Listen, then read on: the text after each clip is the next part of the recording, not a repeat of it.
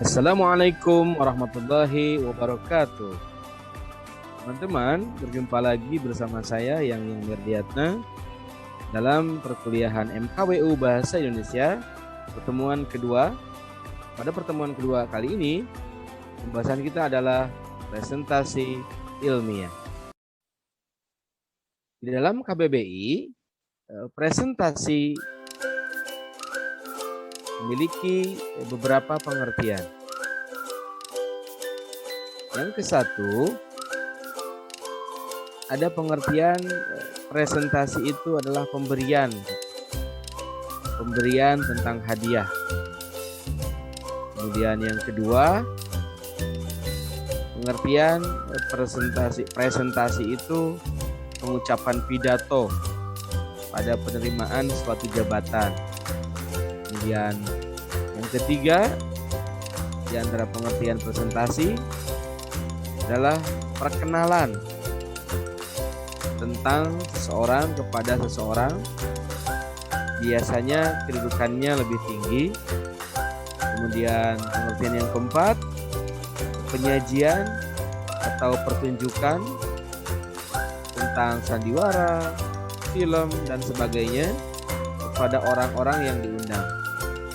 Kemudian ada bentukan kata dari presentasi, yaitu mempresentasikan, yang artinya menyajikan atau mengemukakan seperti dalam diskusi dan sebagainya. Dari dari kelima pengertian ini, kita bisa mencoba untuk menyimpulkan atau menyarikan bahwa kata presentasi itu sendiri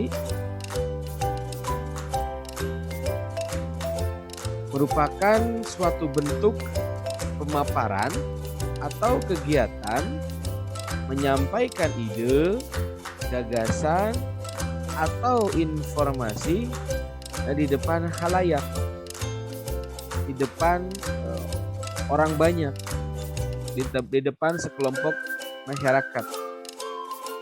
Itu kata presentasi sendiri. Kemudian dalam KBBI, arti kata ilmiah adalah bersifat ilmu atau secara ilmu pengetahuan. Kemudian memenuhi syarat kaidah ilmu pengetahuan. Itu pengertian ilmiah di dalam KBBI. Nah, setelah teman-teman tadi melihat, membaca arti kata presentasi dan arti kata ilmiah di dalam KBBI, dapatkah Anda menyimpulkan apa itu presentasi ilmiah? Ya, saya yakin teman-teman insya Allah bisa menyimpulkan apa itu presentasi ilmiah. Presentasi ilmiah merupakan suatu bentuk pemaparan atau penyajian kepada khalayak yang berkaitan dengan ilmu pengetahuan secara lisan. Nah, jadi ini ada tambahan, yang disampaikannya itu, yang disajikannya, yang dipaparkannya itu berkaitan dengan ilmu pengetahuan. Caranya bagaimana? Secara lisan. Dari pengertian tadi di KBBI, di sana ada kata kunci pidato, pengucapan, perkenalan, penyajian. Itu menunjukkan secara lisan.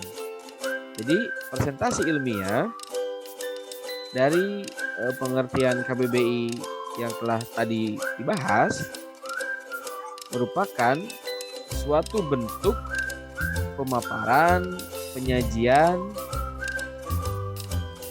kepada khalayak. Nah, yang disajikannya itu berkaitan dengan ilmu pengetahuan dan cara pemaparannya secara lisan. Nah, Karena secara lisan berarti presentasi ilmiah itu berkaitan erat dengan keterampilan berbicara. Nah, karena berkaitan dengan keterampilan berbicara, maka kita bahas apa itu berbicara.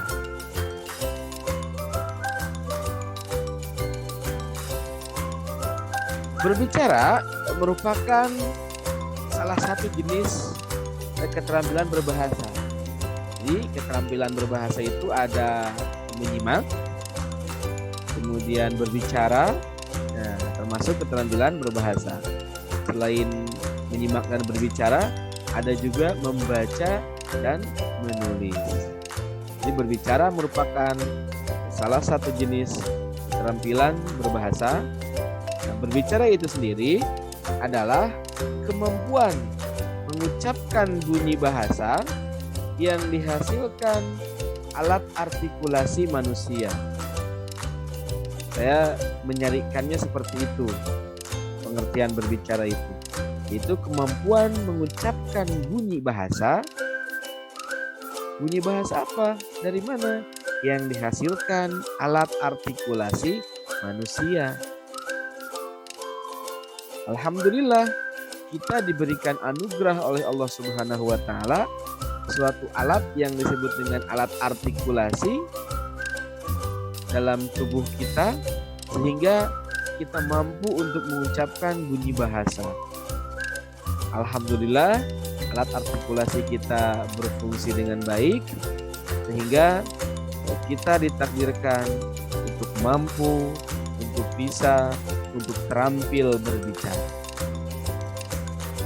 Nah, berbicara itu sendiri ada tujuannya. Di antara tujuan berbicara, yang ke satu adalah untuk menginformasikan. Di antara tujuan berbicara yang ke satu adalah untuk menginformasikan. Sebagai contoh, Anda sebagai seorang mahasiswa ada yang diberikan amanah menjadi ketua atau menjadi PJ mata kuliah.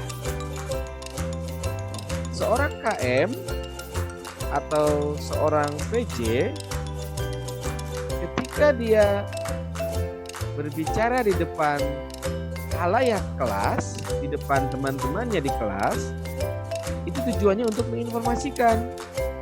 Bisa PJ itu menginformasikan bahwa hari ini dosen mata kuliah berhalangan hadir karena sedang mengikuti pelatihan dasar CPNS.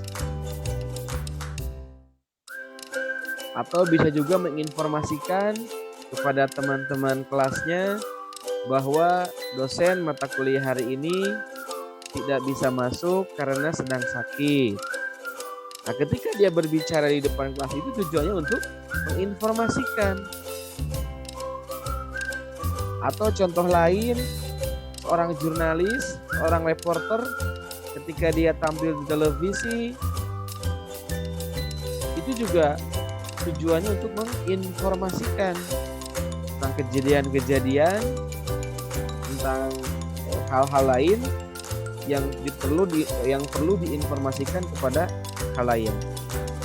Kemudian yang kedua, di antara tujuan berbicara adalah untuk meyakinkan. Nah, untuk meyakinkan itu bisa juga dilakukan dengan berbicara.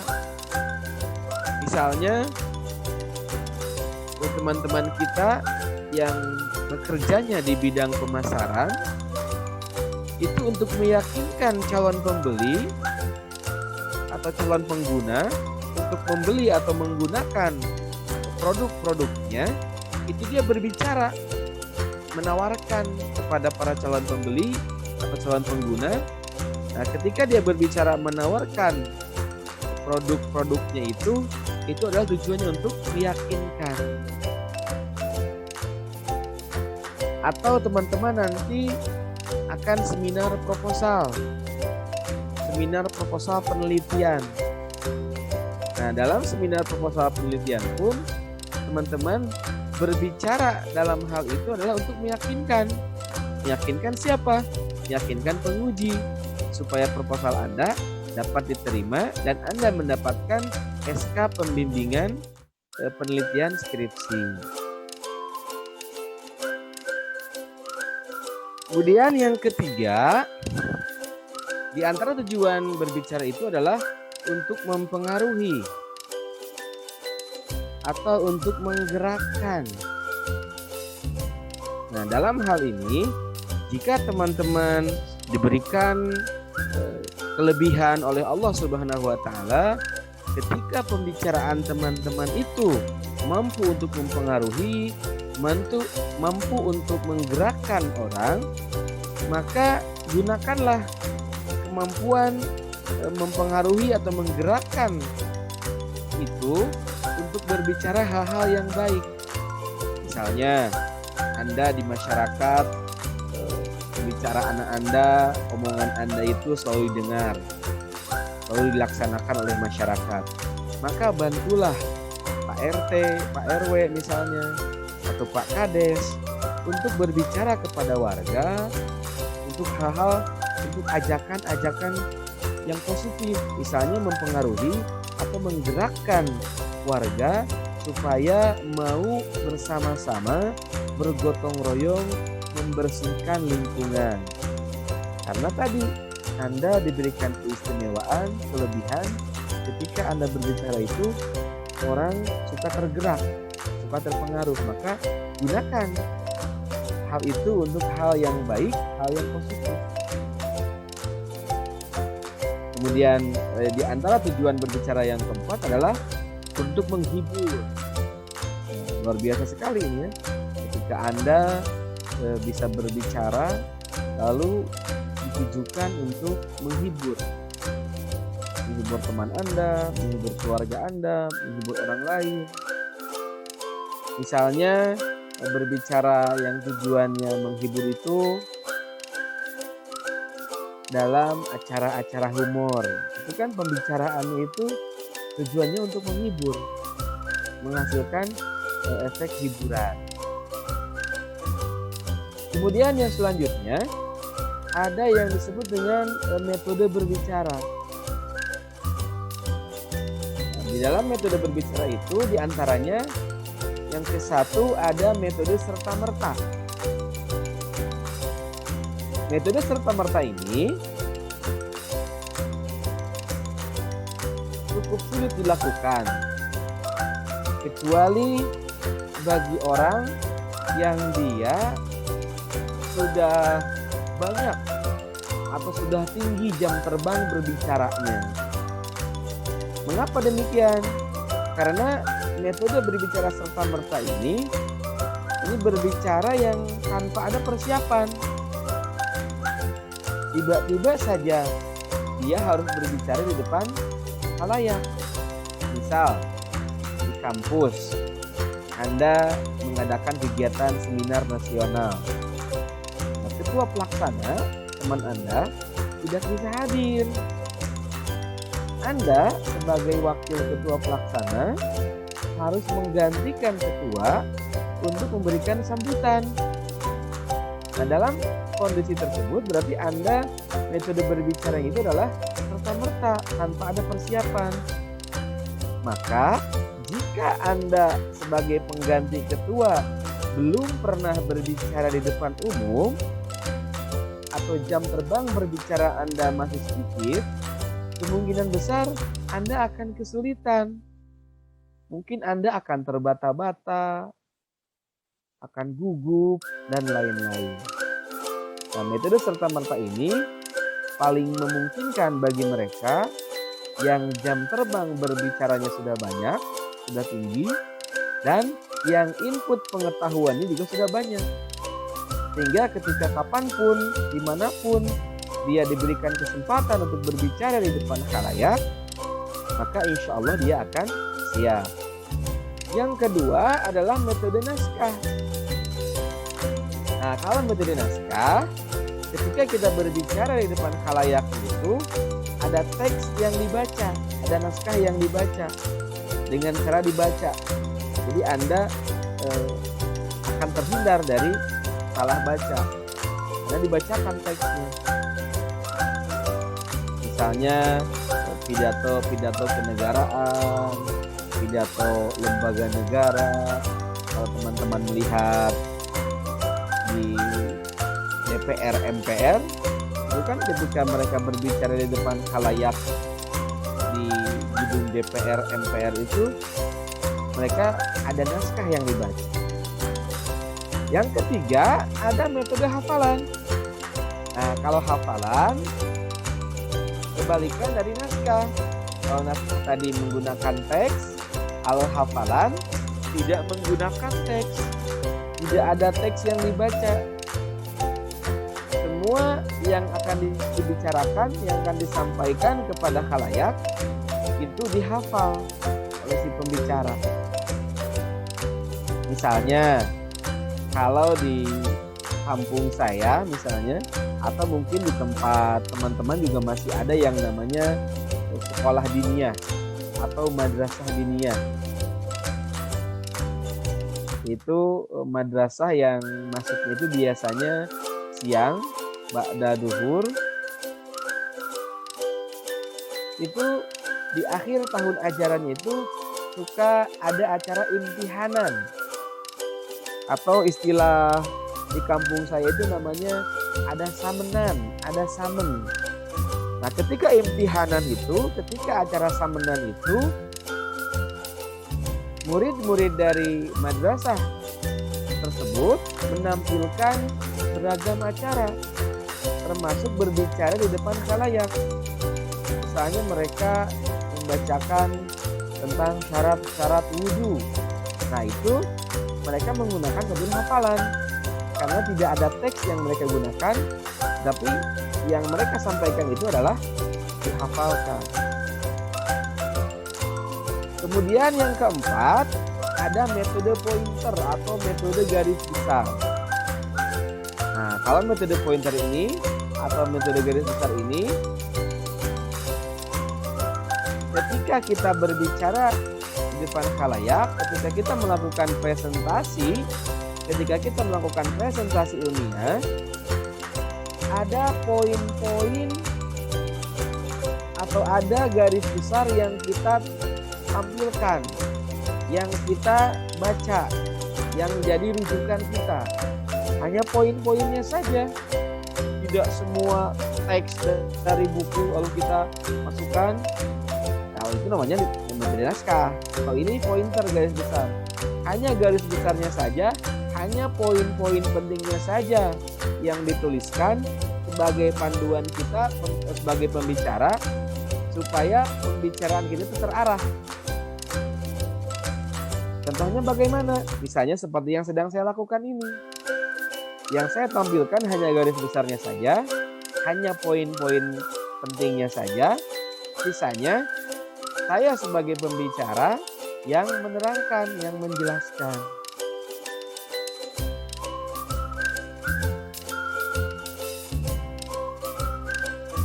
Di dalam berbicara di depan khalayak, ada beberapa hal yang harus kita perhatikan. Yang ke-1 adalah vokal.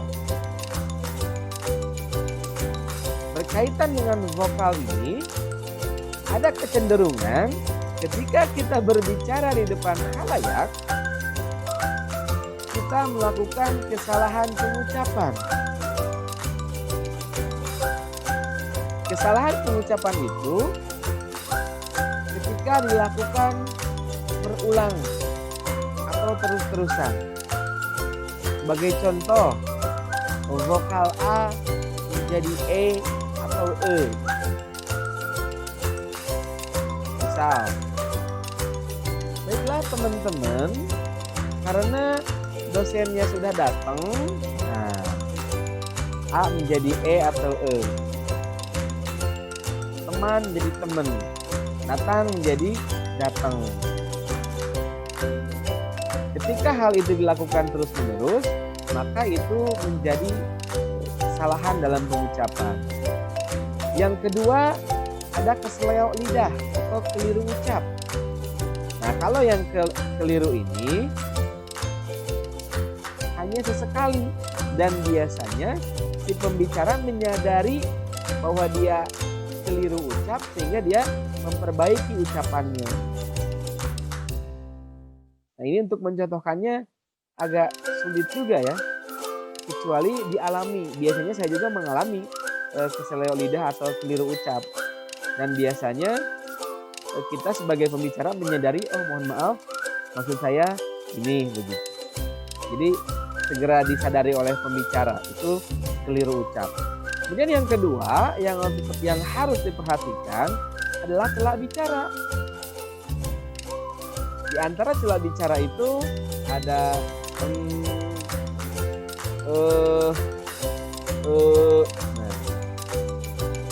celah bicara ini jika terlalu sering dan banyak Anda lakukan, Anda ucapkan, ini akan mengganggu kualitas pembicaraan Anda.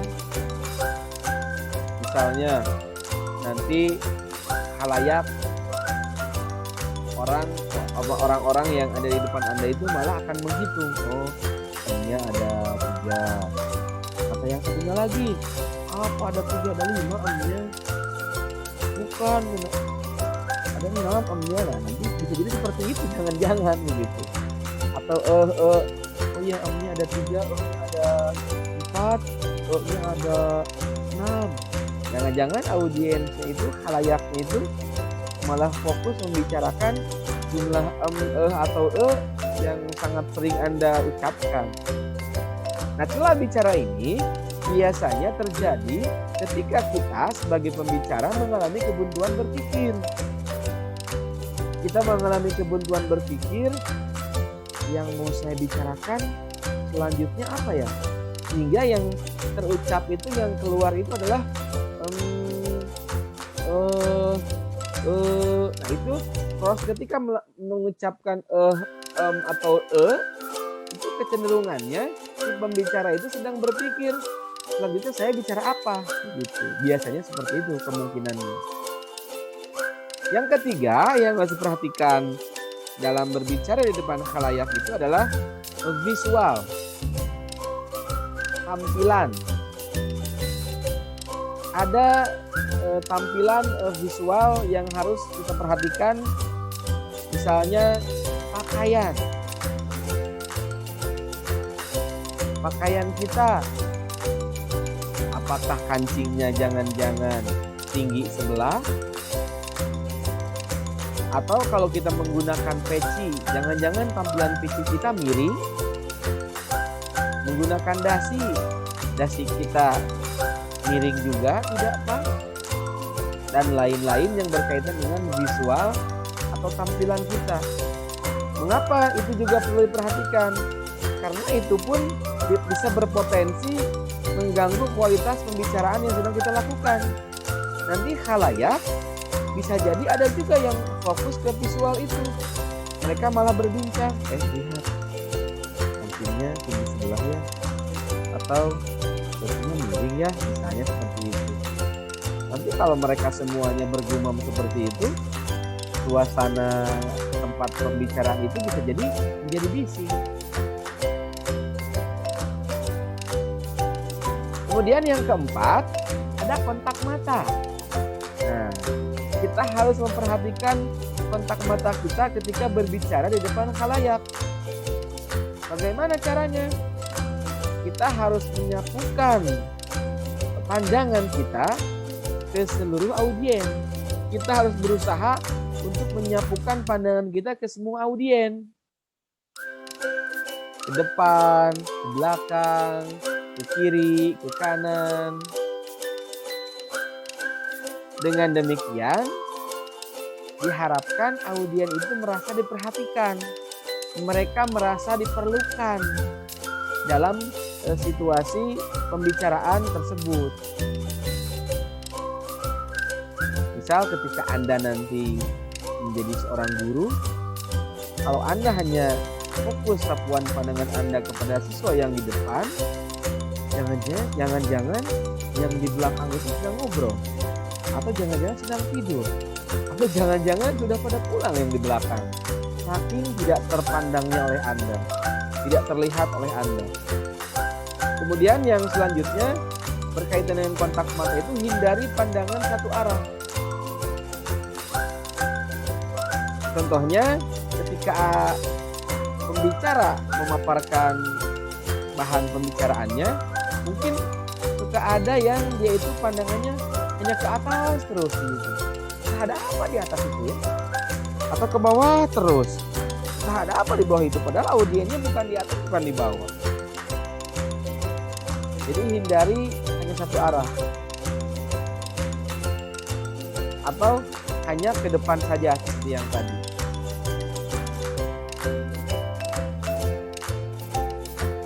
Kemudian yang kelima yang harus diperhatikan adalah intonasi. Tinggi rendahnya pembicaraan kita, suara kita. Tidak datar begitu. Misalnya, berbicara adalah kemampuan mengucapkan bunyi-bunyi bahasa. Itu kan datar. Tapi harus ada intonasi, tinggi rendah suara kita. Kemudian yang keenam, gestur.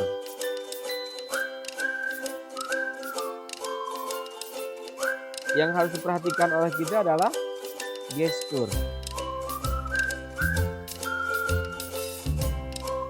Gestur itu apa, teman-teman? Yang berkaitan dengan gerak, ekspresi, yang disebut dengan komunikasi non verbal. Jadi gerak itu juga, gestur tubuh kita juga harus diperhatikan. Ketika Anda mengatakan misal kanan, berarti pandangan kita atau tangan kita gesturnya adalah kanan. Itu contoh sederhana ya. Ketika kita mengatakan kiri, berarti gestur kita atau gerak wajah kita juga kiri, seperti itu. Itu pun harus kita perhatikan. Kemudian yang ketujuh, di antara yang harus diperhatikan ketika kita berbicara di depan khalayak, kita bisa menyisipkan humor. Ingat, hanya menyisipkan. Berarti tidak semuanya humor, tapi disisipkan. Kenapa kita perlu juga menyisipkan humor? Supaya pembicaraan kita ada unsur hiburannya. Ketika kita lihat saja ketika audien misalnya sudah mulai goyang, itu sudah agak-agak terlihat seperti mengantuk, kita bisa berusaha untuk menyisipkan humor. Kemudian berkaitan dengan presentasi ilmiah juga, ini berkaitan juga dengan adanya pengatur acara. Ketika berkaitan dengan presentasi ilmiah, berbicara di depan khalayak, itu berkaitan juga dengan pengatur acara. Pengatur acara itu bertugas mengatur keberlangsungan acara dari awal sampai akhir. Misalnya dalam sebuah acara seminar, peran pengatur acara itu sangat penting. Namun intinya, tugas dari pengatur acara itu ada 3, yaitu membuka, mengarahkan, dan menutup. Mungkin yang ke-1 dan ke-3 ini relatif mudah ya, karena membuka, menutup gitu. Nah, di tugas yang kedua ini yang cukup penting, cukup urgen bagi seorang pengatur acara, yaitu mengarahkan. Setelah dia selesai membuka, ketika penyaji tampil, di belakang panggung itu dia sibuk mengarahkan. Sebagai contoh, setelah ini siapa yang akan tampil, dia hubungi PJ-nya. Oh, sekarang penyaji siapa yang tampil, dihubungi lagi PJ penyaji tersebut. Jadi di belakang layar setelah dia mempersilahkan itu ada mengarahkan PJ, mengarahkan konsumsi, menghubungi konsumsi, bagaimana nanti ketika pukul sekian waktunya untuk makan, maka harus sudah ada, maka dia mengarahkan konsumsi, dia mengarahkan semua. Namanya juga pengatur acara, dia yang mengarahkan semua ini. Jadi peranannya itu sangat vital. Kemudian berkaitan dengan presentasi juga ada yang disebut dengan moderator. Moderator itu bertugas memandu presentasi ilmiah. Di antara tugas moderator adalah memandu presentasi ilmiah. Jadi ketika si pembicara tampil untuk melakukan presentasi ilmiah, itu dipandu oleh seorang moderator. Dan tugas moderator itu diantaranya ada 7. Yang ke-1 yaitu membuka, yang kedua itu menjelaskan, membuka seperti biasa ya, dengan mukadimah misalnya. Kemudian yang kedua menjelaskan acara ini, acara presentasi apa, acara diskusi apa. Kemudian yang ketiga memperkenalkan dirinya sebagai moderator, memperkenalkan siapa yang akan melakukan presentasi. Kemudian mempersilakan penyaji untuk mempresentasikan baik itu makalah atau proposal atau hasil penelitian. Mempersilakan juga khalayak atau audien apabila mereka ingin bertanya, apabila mereka meminta izin untuk keluar ruangan sejenak, itu mempersilakan. Yang kelima mengarahkan. Ada proses tanya jawab, nanti diarahkan oleh moderator. Kemudian yang keenam menyimpulkan. Hasil dari presentasi yang telah dilaksanakan tadi disimpulkan, simpulannya bagaimana. Dan yang ketujuh menutup. Itu diantara yang berkaitan dengan presentasi, yaitu ada yang disebut dengan moderator. Kemudian persiapan presentasi ilmiah. Ada hal-hal yang harus kita persiapkan sebelum kita melakukan presentasi ilmiah. Yang ke-1, kita harus menyiapkan materi yang berkaitan dengan keilmuan atau ilmu pengetahuan yang akan kita sampaikan. Yang kedua, media. Apakah kita akan menggunakan salin dia misalnya, menggunakan video, dan lain-lain. Yang ketiga, kita harus mempersiapkan mental kita. Persiapan mental kita untuk melakukan presentasi ilmiah. Yang keempat, kita juga harus mempersiapkan perangkat penunjang. Apakah Anda akan menggunakan Hojing? Hojing itu komputer jinjing. Kemudian apakah Anda akan menggunakan wayang pandang? Dan lain-lain. Dan yang kelima, yang paling penting adalah persiapan berdoa. Memohon kepada Allah Subhanahu wa Ta'ala, semoga Anda diberikan kelancaran untuk melakukan presentasi ilmiah.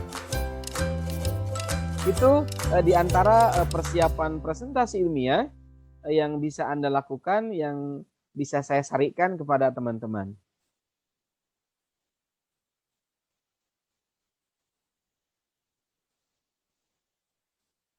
Kemudian etika dalam presentasi ilmiah. Di antara etika dalam presentasi ilmiah adalah yang ke-1, kita harus menjadi pendengar yang baik. kita harus berusaha menjadi pendengar yang baik. Bagaimana menjadi pendengar yang baik? Dengan menyimak,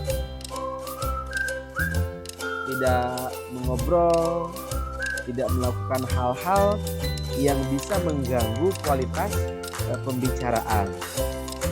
Kemudian memiliki sikap apresiasi. Nah, kita harus memiliki sikap apresiasi ketika kita ada dalam forum presentasi ilmiah. Mengapresiasi, menghargai, menikmati apa yang disampaikan oleh pembicara. Kemudian yang ketiga, meminta izin kepada moderator. Karena dipandu oleh seorang moderator, maka kita sebagai penyaji atau sebagai pendengar, kita harus meminta izin kepada moderator ketika kita akan berbicara, ketika kita akan mengajukan pertanyaan, ketika kita akan menjawab pertanyaan, ketika kita akan permisi keluar ruangan. Itu kita perlu meminta izin kepada moderator. Karena apa? Karena moderator yang memandu jalannya presentasi tersebut. Kemudian yang keempat, kita harus menyimak sampai selesai. Sampai selesai pemaparan presentasi ilmiah. Jangan sampai menjelang akhir jumlah khalayak itu berkurang setengahnya atau bahkan berkurang sangat drastis begitu. Yang kelima di antara etika dalam presentasi adalah tidak mengobrol. Baik mengobrol kepentingan pribadi ataupun mengobrolkan potensi-potensi yang tadi disampaikan di atas, misalnya ada pecinya yang miring, ada kancingnya yang tinggi sebelah, dan lain-lain. Demikianlah di antara atau beberapa etika yang harus kita perhatikan dalam forum presentasi ilmiah. Kemudian latihan presentasi ilmiah. Ada beberapa hal yang bisa kita lakukan, yang bisa kita latihkan, yang kita lakukan sebelum atau untuk persiapan presentasi ilmiah. Yang ke-1, kita bisa melakukan senam mulut begitu. Bisa dengan A, I, U, E, O, A, I, U, E, O, A, I, U, E, O. Atau dengan apa ya istilahnya? Menjadikan wajah kita itu jadi menggerak-gerakkan bibir kita, wajah kita supaya urat-urat, otot-otot di wajah itu terlatih jika kita lancar dalam hal berbicara. Dan yang kedua, latihan ekspresi wajah. Nah, bagaimana nih supaya presentasi ilmiah kita itu cukup baik atau bahkan baik atau sangat baik? Ekspresi wajah kita juga kita latih. Misalnya Anda berbicara di depan cermin, Anda lihat ekspresi Anda. Apakah ekspresi Anda itu cenderung bahagia, atau ekspresinya malah sedih? Jadi harus sesuai apa yang kita sampaikan dengan ekspresi wajah kita. Yang ketiga adalah artikulasi. Kita latih artikulasi kita. Nah tadi A, I, U, E, O selain untuk senam mulut, itu juga untuk melatih artikulasi. A, I, U, E, O. Pengucapan kita sudah tepat atau belum? Bisa kita latih juga. Kemudian intonasi. Kita latih intonasi kita. Tinggi rendah, suara yang kita hasilkan juga bisa kita latih. Kemudian yang kelima, yang bisa kita lakukan adalah memperbanyak jam terbang berbicara di depan publik, di depan khalayak. Jadi setiap ada kesempatan yang memungkinkan Anda untuk berbicara di depan umum, Anda lakukan saja. Karena hal itu secara berkelanjutan akan menambah jam terbang berbicara Anda dan insya Allah akan semakin menambah kualitas berbicara Anda di depan khalayak. Kemudian ada model presentasi ilmiah. Ada yang ke-1 misalnya dalam diskusi. Bisa diskusi kelas, bisa diskusi antar fakultas, antar universitas, bahkan nasional. Yang kedua, ada juga dalam seminar proposal penelitian. Anda mengajukan proposal penelitian, diseminarkan dengan harapan hasil presentasi ilmiah proposal penelitian Anda dapat diterima oleh para penguji. Kemudian ada juga sidang skripsi, tesis atau disertasi.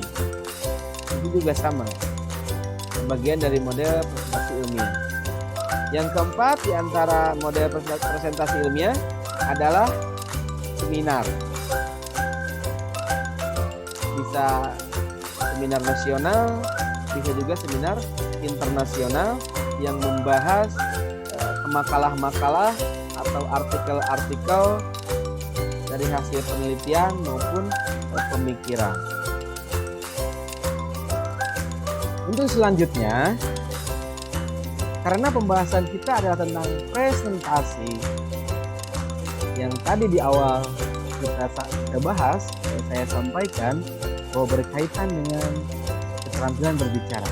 Dan keterampilan berbicara itu bagian dari keterampilan berbahasa. Dengan demikian, kita akan coba bahas yang berkaitan dengan bahasa, yaitu keteraturan bahasa. Teman-teman, masih ingatkah ada berapa jumlah abjad dalam bahasa Indonesia? Ada berapa teman-teman? Ya, abjad berjumlah sekira 26 huruf. Bisa coba teman-teman nyanyikan ya. Ada A, B, C, D, E, F, G, H, I, J, K, L, M, N, O, P, Q, R, S, T, U, V, W, X, Y, Z. Nah, ternyata ada apa dengan abjad yang jumlahnya 26 huruf itu? Dengan abjad itu yang hanya 26 ternyata cukup untuk menuliskan sesuatu begitu. Nama-nama kita, karya tulis kita yang jumlahnya bisa 1 halaman, 2 halaman, 3 halaman dan seterusnya, bahkan mungkin 1 buku, 1 bundel, ternyata bahannya itu cukup hanya dengan 26 huruf. Contoh lain, nama-nama hari. Senin, Selasa, Rabu, Kamis, Jumat, Sabtu, Ahad. Nah, itu tidak lepas dari abjad yang ada 26 itu. Silakan teman-teman periksa ya. Tidak ada yang keluar dari rangkaian abjad itu. Kemudian ada angka. Angka itu jumlahnya ada berapa? Yo. Ada yang jawab 9? Atau ada yang jawab 10? Ya. Angka itu jumlahnya ada 10. Dari 0 sampai dengan 9. Pernahkah terpikir oleh kita, oleh Anda, oleh teman-teman, bahwa ternyata angka yang jumlahnya hanya 10 itu cukup untuk membuat nomor sesuatu. Misalnya nomor telepon. Padahal hanya 10 jumlah angka itu.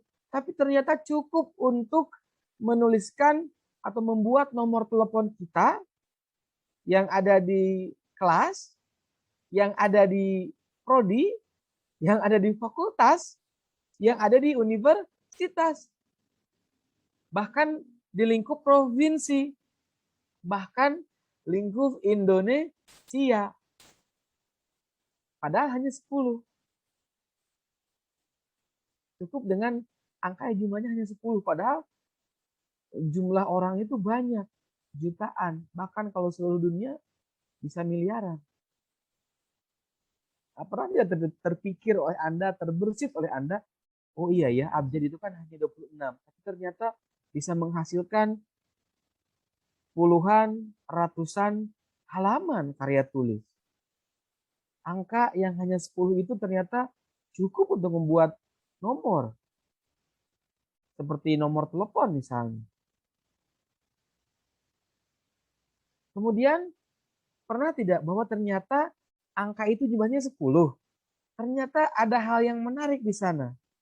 Karena 10 itu merupakan penggabungan dari S tambah S, D tambah D, T tambah T, E tambah E, dan L tambah L.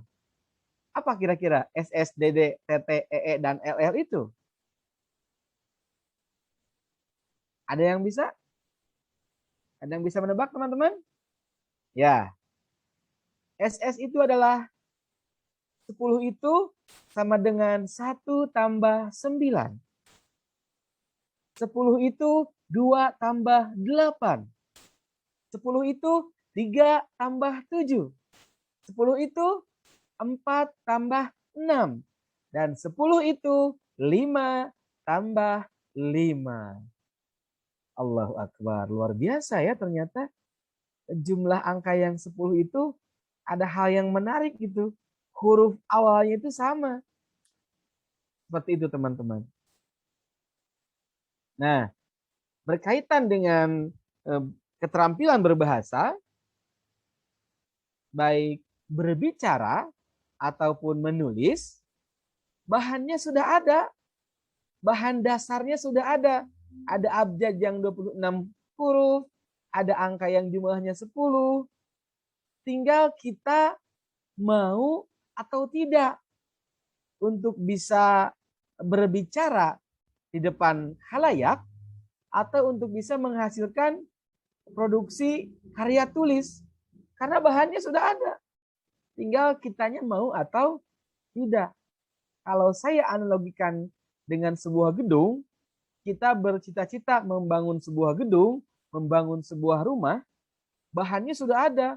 Pasirnya sudah ada, batunya sudah ada, bataknya sudah ada, semennya sudah ada. Semua kebutuhan bangunan ini sudah ada, tukangnya sudah ada. Tetapi tidak ada kemauan untuk kita memulai pembangunan. Apakah akan mewujud suatu rumah, suatu gedung? Tentu tidak, jika tidak ada kemauan untuk memulai membangunnya. Begitupun dengan produktivitas bahasa.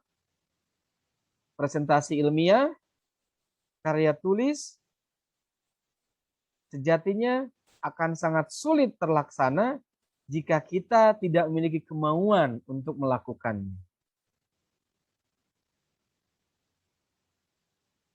Terima kasih teman-teman.